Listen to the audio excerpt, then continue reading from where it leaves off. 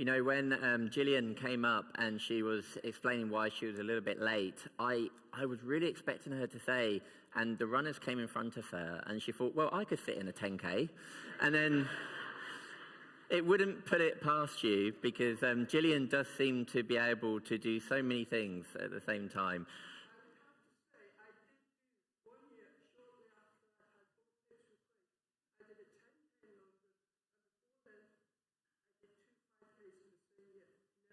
Wow. If you didn't hear that, she said 1 year she did a 10K and 2 5Ks in 1 year, but never again. So, oh, okay. I don't know if I could keep going because this could be my sermon. But she said after she had 2 hips replaced. So there you go. That is really impressive. And actually it's really nice to have this interaction. I actually really like it that we have this moment where we welcome each other as well, because it reminds us that we're gathering together as a community, and that actually it's not about coming here necessarily and listening to people up the front being led with amazing worship. You know, it's about actually coming together and sharing in our faith together. And that's actually what our theme is going to be today.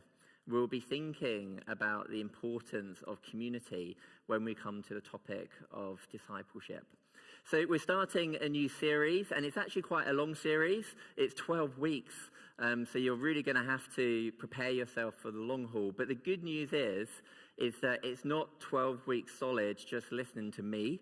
We're going to have, I'm going to be starting off this series.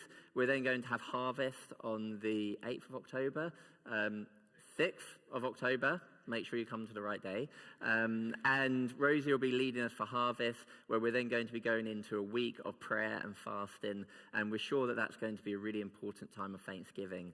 We're then going to have Naomi and Alan McKinley, who are going to be joining us. Naomi's going to be continuing to lead us in this series for 3 weeks before Lisa, who's been leading us today because she's multi-talented, and she's going to be coming and continuing this series with us before we then finish it.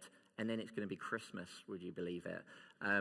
I mean, the shops are already starting to show the decorations and so on, aren't they? So it's going to come up before we know it. Well, the series is called Vital Signs, and there's a book which is also called Vital Signs, which we're not necessarily following this book, but it works as a really good companion to this series. We've already sent this ahead to small groups and so on, and you'll be welcome to come and have a look at this book to see if it's something you might want to have a look at, because it's really a good way of just thinking about how we might be putting into practice what we're going to be talking about during this series. It's a very practical book, and it's especially relevant to people who are running house groups, or they're leading different life groups within the life of the church. They're serving, they're performing leadership responsibilities within the life of the church. We're going to be going through the book of Thessalonians as we focus in a bit more on this theme of discipleship. And so I was passed on a really good book, I think, which if you're looking for a devotional to do during this time, then again, come up and ask me about it. It's 1 Thessalonians. It will be a very accessible devotional. We're also, man, this is going on, isn't it? We're also going to be sharing on social media various updates, including a snapshot of each of the chapters which we're looking through this theme. So really, we're hoping that what we're sharing in the Sunday, it doesn't just stay there. That this is something which is going to spill over into our weeks as we consider, well, what does it mean when we talk about how whole life discipleship? Because it's not whole life, is it? If all we're doing is coming here on a Sunday, listening to a talk about it, and then just letting that just sit until the next week. So I hope that over this period that we're all going to be able to journey together, and that you'll be able to see how everything is joining together. So this week I've had a particular picture in my head or experience, which which I couldn't shake out of my head as one which I think is really relevant as we start this series. It was on Monday that I was at a cafe with a friend, and we were just having a meeting. And when we came in, there was somebody who had collapsed at a table just a few tables away from us. And I'm sure we can all imagine, or we've experienced that before. It's quite distressing when you see somebody that looks like they're not doing well. And what was actually quite difficult was that this individual was collapsed at a few tables away from us, and then the staff were there, but they didn't seem to be doing anything. And it was really difficult when you're looking on and you're thinking, is anybody going to help this individual? And we were trying to have our conversation and couldn't help but keep being distracted by this situation. And all of the different emotions which are going through you in the thought processes, they're really conflicted. Because you're thinking, well, should I intervene? I know a bit about first aid, and do you want to look on? But then equally, you also need to trust that the people whose responsibility it is are looking after this individual. We didn't have the information at hand to know exactly what was going on. And that image, it's really been in my head this week, because I think it captures this sense of what this series means by vital signs and what it actually means with the book. And when I read this introduction, just to think about as I'm preparing for today, it immediately actually spoke about the importance of being able to know how to check the vital signs of your body. It was so relevant. Well, the good news is that whilst we were talking, we looked away and then we looked back, and miraculously the person was up. And so we don't know exactly what happened, and I think it was the right decision that we didn't intervene in it. And I actually think the staff were probably doing exactly the right thing, because the point is we didn't know what was happening. But it was quite distressing. And I kind of want us to hold that image of what would we do in that situation? What would we do if we were the ones who were responsible for that individual? And we'll kind of be coming back to that as we continue in this sermon. But originally, we're going to be spending a bit of time in Acts, this passage in Acts, and I'm sure for many of you, it is such a well-known passage, because here we have this amazing experience where at the Pentecost, the Spirit has just constituted the church. And then what do we have? We have this amazing embodiment of what it means to be a church community. And so many churches, including ourselves, they look at that passage and they say, we are an Acts 2 church. And if you look at our vision statements, you'll see that it says we are an Acts 2 church, because there's so much in there which represents something that we're trying to capture when we're gathering together. And at the heart of it is this idea of community. It's this idea of togetherness. And I said earlier, that's why I love the fact that we precede the sermon by having this moment where we share that fellowship with each other, where we recognize that we're not just sitting here with our blinkers on, we're sitting here and participating in this gathering together. And what we'll realize as we go through this teaching series is that actually discipleship is about community. It's as much about our own walk and relationship with God as it is about our walk and our relationship with each other.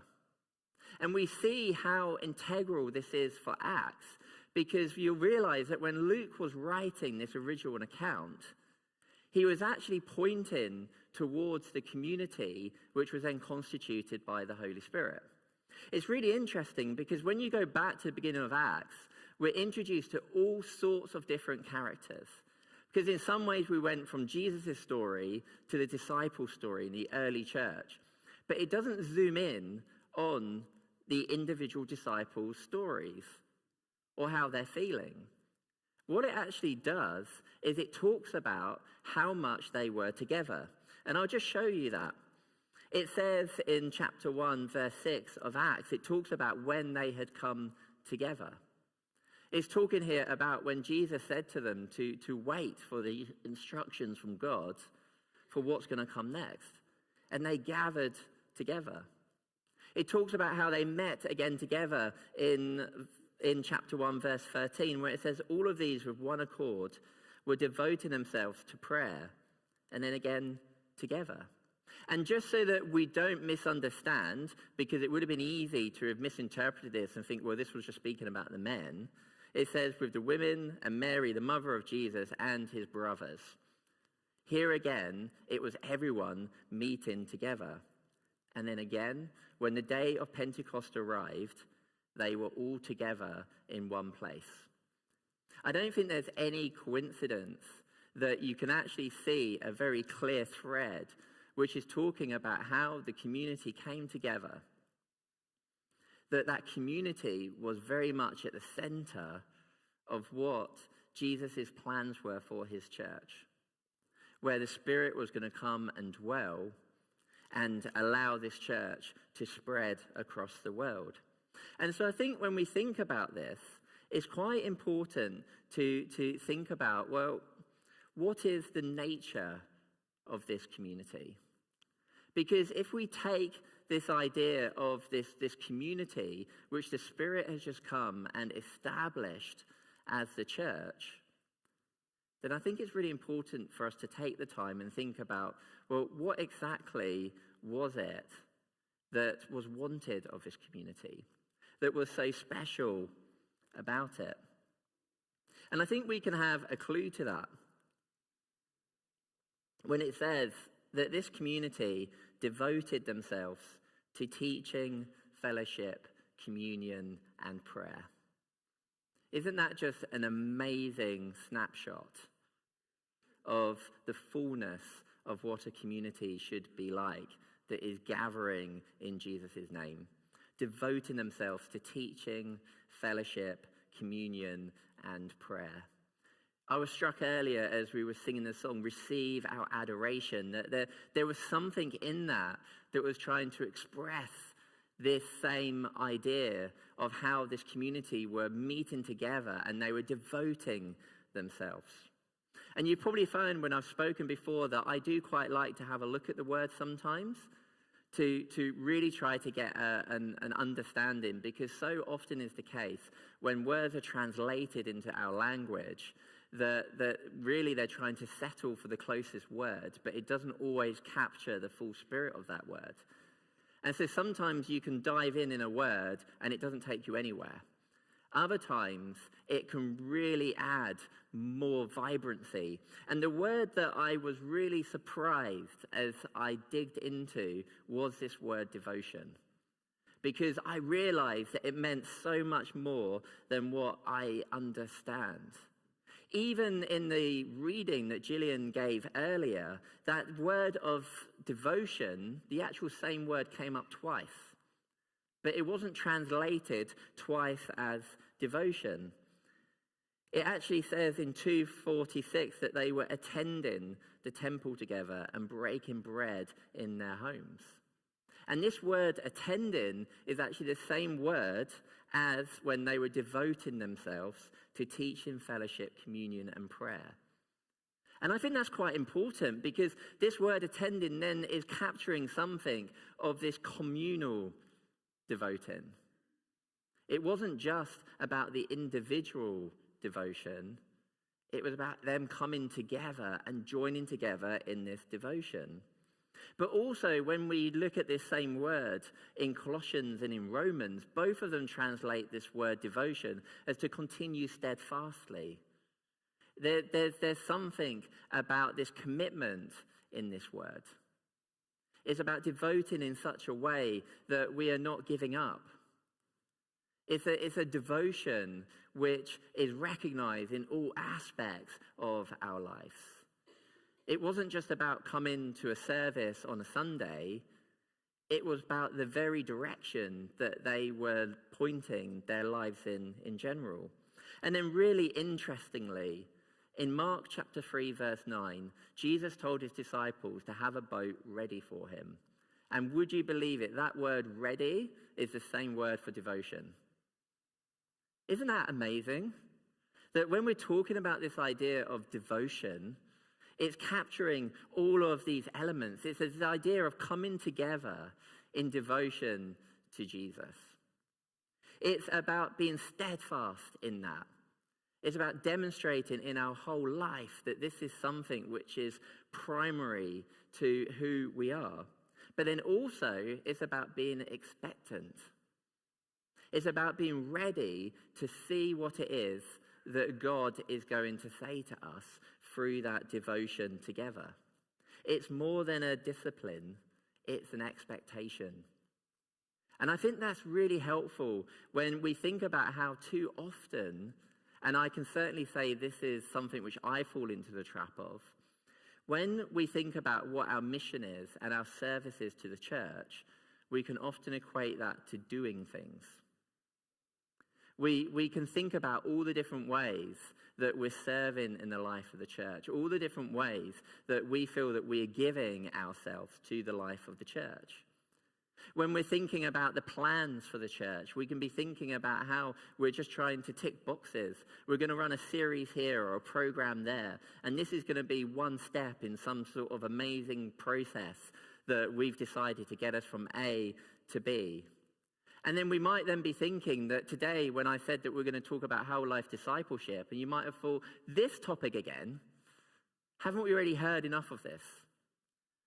I mean, when I looked at the YouTube channel, the person who organises our comms had accidentally put the same image that we used for our whole life discipleship course last year. So that was only highlighting the fact that we have done this quite recently. Or maybe we're thinking, oh no, maybe this is going to be another guilt trip. And haven't I already given everything that I can to the life of the church? What else have I got to give you? Do you even want my blood? Well, the thing is that actually what we realize is when we talk about this topic of devotion, what we'll realize is that actually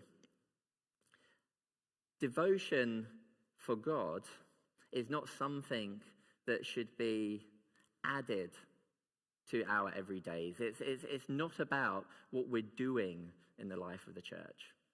I'm not saying that that stuff isn't important, but it's putting the cart before the horse. Because the reality is it should be through embedding what it means to be a disciple in our lives that we'll find ourselves serving in ways that we never even imagined that we would be. It's about first devoting ourselves to God with a steadfastness, allowing it to be represented in all the areas of our lives. And then it is to be ready for what God has in store for us. And then it then talks about a bit more specifically, well, how were these early churches devoting themselves? And it says that they devoted themselves in teaching. And if we think about what should be at the top of our list, which this Vital Signs does, interestingly, then teaching and prayer are way up there. We could have an argument over which one goes first, but they're both equally important. And the thing is in encountering the scriptures, through teaching, through reading, through personal devotions, it's not about doing the right thing. It's not about trying to be a good Christian, because we think that is the next step that we need to do, because that's what a good disciple should do. Actually, it should be about satisfying that hunger inside ourselves. That hunger, that if we're really going to devote ourselves to God, then we are wanting to encounter the living God whenever we can. And the scriptures is an amazing place which allows us to do that. It's humbling, because we realize that even when we have opportunities, like I do here, to just come and speak somewhat on the word, It's not actually about what I'm saying. It's about what God is saying to you through what we're looking at today as we're having that hunger to encounter the living God. And we can think about this, where we can consider this word devotion again, because they were attending reading the Bible together. It was, again, a communal act. They were steadfastly approaching the scriptures. This wasn't just something which was being forced on as a side product. This was something which they were dedicating themselves to. And they were preparing themselves so they might be ready for what God has in store for them. And they weren't just devoted to teaching, but they were also devoted to prayer. And we actually learned something, a really important lesson about prayer in Acts, because we often find that God likes to teach lessons in preparation for when he's going to deliver them on their next stage in their journey. And in Acts 1:6-8, which we were just referring to earlier, it says, "So when they come together, they prayed, 'Lord, will you at this time restore the kingdom to Israel?'" I mean, how many times have we prayed similar prayers? "Lord, will you at this time take us to where we want to be?" Well, he said to them, "It is not for you to know times or seasons that the Father has fixed by his own authority, but you will receive." There was a lesson there for them. The devotion, as we discovered, is about being ready.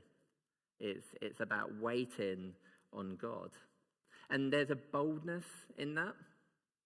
I think there's a boldness in praying in such a way that we're waiting on God expectantly to fulfill his promises for us as an individual and as a community. I think so often we'll find that when we do things and we start them with prayer and we start them with waiting on God, we tend to find that there is a fulfillment in that ministry which is so much richer than when we try to do things within our own strength. There's a humility there which is recognized that it's only God that can build his church.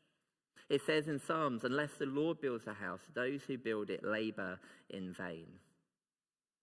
And this is the miracle of Pentecost. Because so often we focus on the spectacular in that story.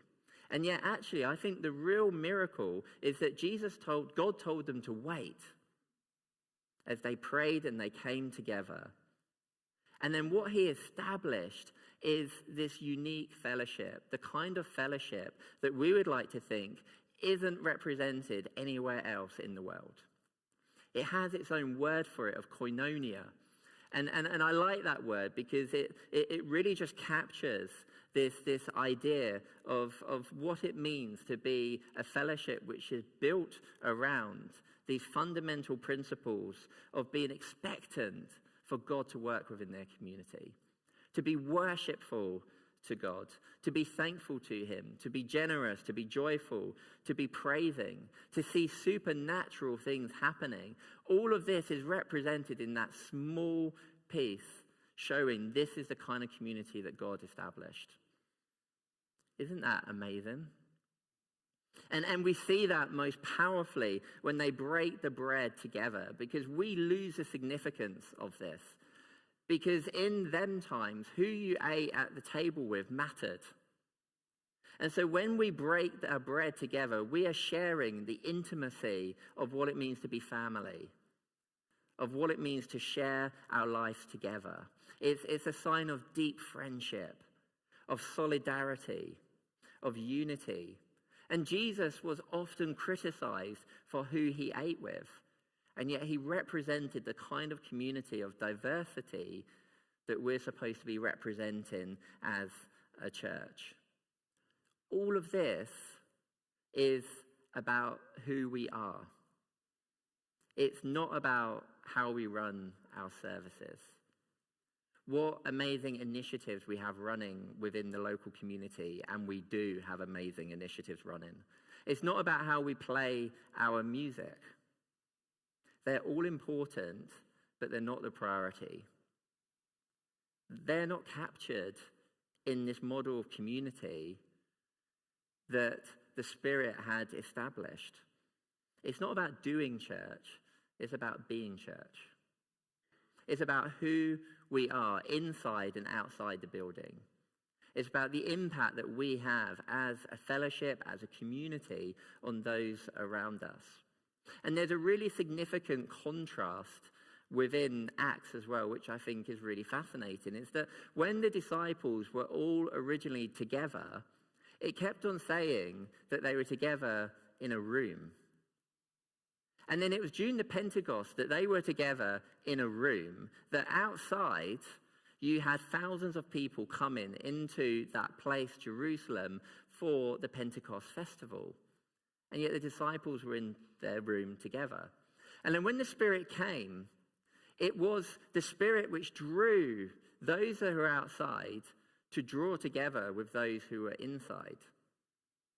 We saw this establishment of the church which goes outside the walls. And then when we look at this picture of the church community, it's really significant that it says, not they all went to the temple on a daily basis and they all said their prayers and then they went home. It actually says that they were sharing their lives together. They were breaking bread at home and at the temples. It spilled out into the everyday. And that was very unusual for the time, because in that culture it would have been so often usual for people to separate their worship at the temples from their day-to-day life. And yet here, as the church was constituted, it all spilled over into each other. And so there was a statement that I came across which I just found really personally challenging. And it was from a website called Transforming the Church, the Acts 2 Way. You'll find lots of web pages about that. But it was just challenging because it said people are not defaulting into becoming committed followers of Christ. Churches that are not intentional about spiritual formation are filled with baby Christians who apparently are more concerned about their personal comfort and care. And it is a challenge, isn't it? And it's a challenge for me. I was listening to another speaker who was saying that actually, if you're going to be teaching on something, then the first person that teaching has to convict is the person who's teaching. Because how is it going to be any good if we're not convicted by this? And these things, they are challenging. Because it's all too easy in today's culture to concentrate on the things which make us comfortable. And Alistair was talking about this last week as well. But actually, it's about how we can learn to live for Jesus. It's about how we can allow him to come into all parts of our lives. And when we think about that, it's really important that we understand what is a priority thing which will give us the best possible start in this. And we get a clue in that when it talks about how the disciples, how the early church had devoted themselves to teaching, to prayer, to communion, to fellowship, to sharing together. If we go back to that original incident, which has been the picture in my head this week, of this person that was collapsed on the side, I couldn't help but be thinking, has anybody gone through their doctor's ABC? Anyone know what that is? There'll be a few people that were. Now, the doctor's bit wasn't so important, which is danger, response, shout, although I was wondering whether they'd ask for any help. But then the ABC are really important. I'm not going to go into details, but it's basically that you need to look at their airway, their breathing, and then their circulation. And if you look at it in that order, the reason why it's vital is because if you look at it in that order, then the person you're looking at will have the best possible outcome. Because if you're looking at somebody's circulation and you're thinking, oh my goodness, I need to deal with a bit of bleeding, and it turns out that their airway's blocked and they're not even able to breathe, then that is not going to do any good for them. And when I think about that, and we think about this series, It's thinking about, well, what is important? What are the key changes that we can make, because we all can, in our lives, so that we can become better disciples? Because if we do not think that whole life discipleship is vital, then we are kidding ourselves. Because it's modeled in the early church. It is something which is very much at the essence of who we're called to be as a community. It was part of Jesus' great commission when he said, "Go therefore and make all disciples," or make disciples of all nations, baptizing them and teaching them to observe all that I have commanded you. And we heard about that when we was reading when we was reading the Psalms, and it talked about that they should obey God's commandments so that they could bless their generation after generation and after generation. And the good news is that Jesus made it a lot easier for us, because he actually simplified all of the over 600 commandments into 2, where he said we are to love the Lord your God with all your heart and with all your soul and with all your mind.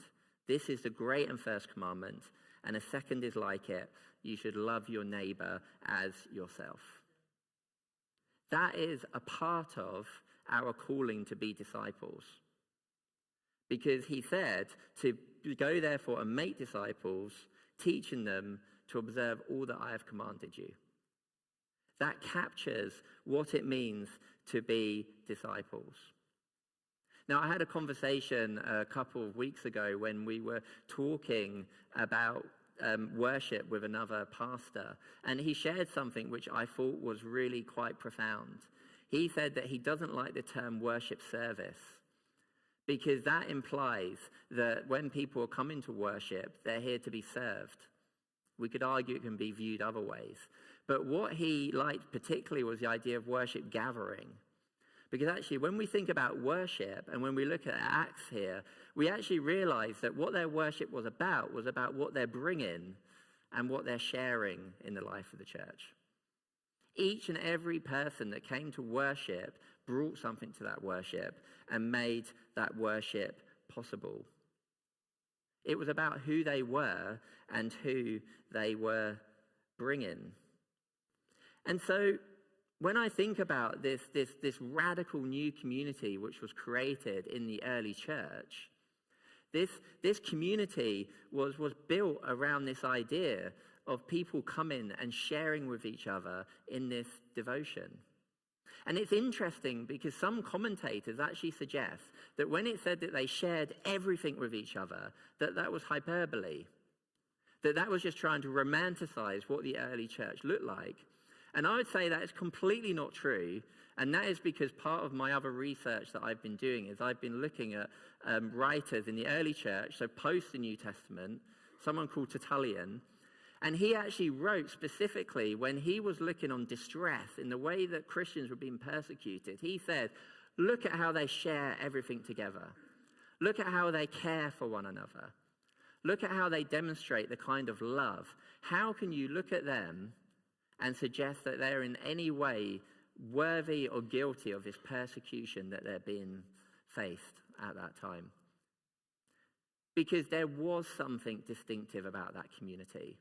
It did create a dilemma during that time for the Romans, for others, because how could you persecute a community whose very values were based on love, on coming together and sharing with each other?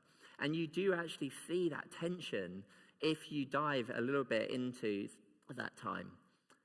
And so what I would like us to do is I want us to spend a bit of time together as we think about what it is that we bring to this gathering together. And I don't want us to be narrow-minded. I want us to really think about what we've brought to this gathering this morning. And I'm going to invite the worship team up now as well.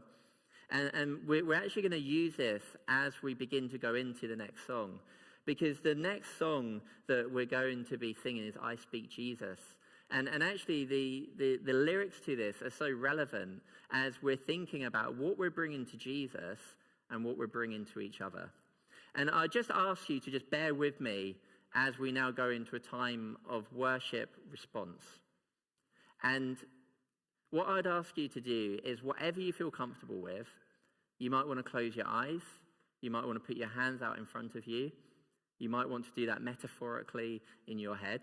You do whatever you do. But I ask you just to take a bit of time and begin to think about, what have you brought this morning to our gathering? If you were going to the church that it was constituted, the church that we are still a part of, what would you have brought with you that morning? And I'm going to help you a bit here, because you might have brought excitement. You might have been excited at being at God's house. You might have been expectant to learn from him.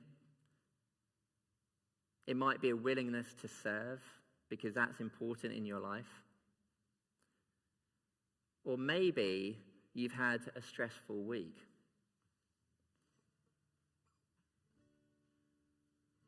Or maybe you've got a circling thought in your head that you can't get out. Or maybe you've had an angry conversation and you haven't yet resolved it.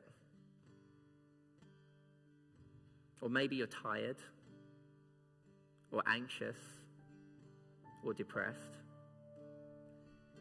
Maybe you're feeling burdened by guilt or shame. And what I ask you to do, physically or in your head, is put your hands out.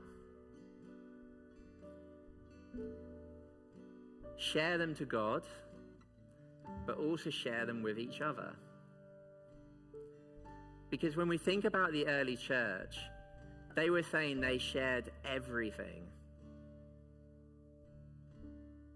And we're called to realize that when we come together as a gathering, as a fellowship, we're called to share everything with each other. The good things and the bad things. We're called to be a fellowship where we are able to be a light on the hill as God intended, because of that unique fellowship that we share together. 15 verses 4 to 5. There will be no poor among you, for the Lord will bless you in the land that the Lord your God has given you for an inheritance to possess, if only you will obey the Lord your God. So that is a promise of God, that there will be no poor among you, if only you obey the Lord your God. This isn't just poor in wealth, it's poor in spirit as well. It is poor in heart. And it says in this passage that they devoted themselves to God, and that the Lord established real fellowship between them. It wasn't them, it was the Lord. It says that they devoted themselves to God, and then it says the Lord added to their numbers daily. We're recognizing today that the Lord just calls us to bring what we have, to share it together and to him, and then to be devoted, to wait expectantly and be ready for what God has in plan for us.